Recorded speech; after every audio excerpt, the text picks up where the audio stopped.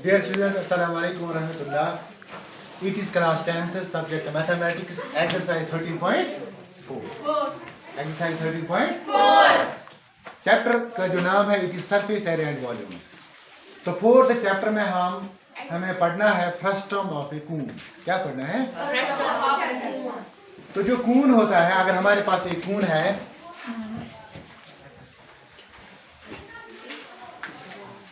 ये कून है, इस कून का अगर हम यहां से कट करेंगे इसको,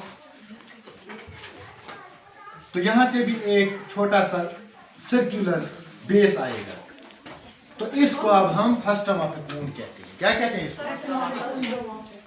तो इस फ्रस्टम ऑफ ए कून ये असल कून से बनता है, लेकिन इसमें दो टॉप्स आते हैं, दो यानी circular base and circular top आता है। अच्छा, बेस सर्कुलर है, टॉप सर्कुलर। अगर इस ये सर्कुलर टॉप, ये सर्कुलर बेस, अब उनसे रेडियस आसान डिफरेंट। एक से रेडियस ज्यादा, बेकिस क्या है? यम किस रेडियस था ना r1, यम किस क्या था r2। तो यूजन अमन दोनों दरमियान distance, that is height of the frustum. यूजन की दोल हाइट आसान, it is called slant height.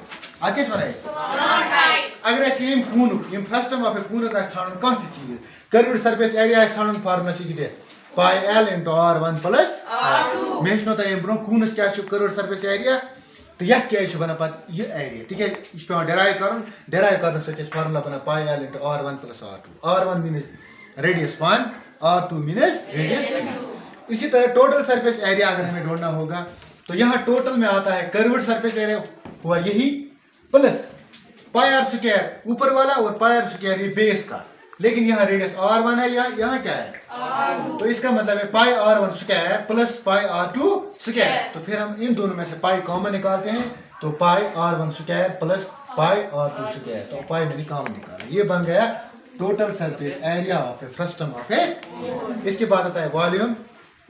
Volume of कून सीधे आता है 1/3 पाई r स्क्वायर h, लेकिन चूंकि 1/3 पाई h मैंने लिखा, वो जो r स्क्वायर है, यहाँ कून के बदले कितने रेडियस हैं?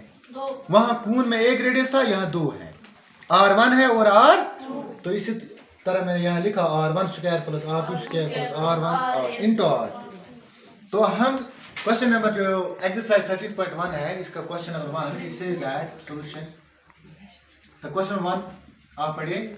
A drinking glass in the shape of frustum of a cone of height 14 centimeter. A drinking glass is in the shape of a frustum of a cone। हमारे पास एक गिलास है, ड्रिंकिंग गिलास।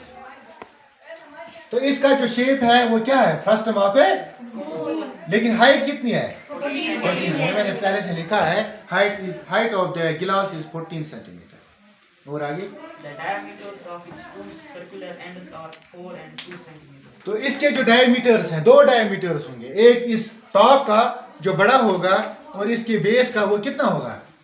छोटा होगा। तो इसका डायमीटर 4 है, इसका डायमीटर 2 है। तो इसका मतलब है इसका रेडियस 2 है, हाफ ऑफ द 4। इसका रेडियस क्योंकि डायमीटर 2 है, तो रेडियस कितना है? 1। तो अब हमें क्या आगे सवाल दिया गया है?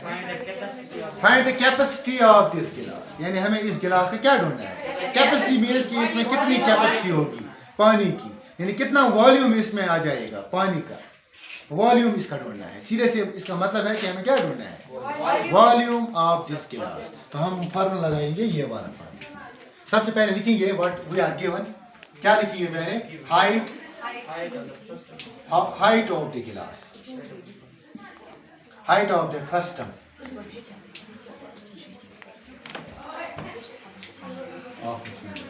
कितनी है इसकी? ये 14 सेंटीमीटर। इसके बाद लिखेंगे D1। D1 का क्या मतलब है? डायमीटर 1, वो कितना है? 4 सेंटीमीटर। तो देयरफॉर रेडियस कितना होगा? r1 कितना होगा? 2 सेंटीमीटर। इसी तरह दूसरी इंफॉर्मेशन जो है, इट इज D2, डायमीटर 2 कितना है? 2। देयरफॉर रेडियस 2 कितना होगा? 1 सेंटीमीटर। तो अब मुझे हाइट भी पता है, रेडियस r1 भी पता है, r2 भी पता है, तो हम फार्मूला लगाएंगे। Therefore, we can say volume of a गिलास, यानी इस गिलास का वॉल्यूम कितना होगा? That is 1/3 pi h into r1 square plus R1 into that is 1 divided by 3 into pi के लिए क्या वैल्यू लिखना है 1 दिया 22/7 और 3.40 into h कितना है 14 into R1 कितना है 2 लेकिन इसका स्क्वायर प्लस R2 कितना है 1 इसका square plus R1 2 into R2 that is 1 divided by इसको हम multiply 7 1 jar 7 2 jar 22 into 2 40 divided by 3 into 2 square 4 1 square 1 2 1 jar 2 that is equal to 44 divided by 3 into यहाँ इनको सम करो 4 plus 2 plus 1 that is 7 कैसे multiply 44 into 7 divided by 3 44 into 7 divided by 3 10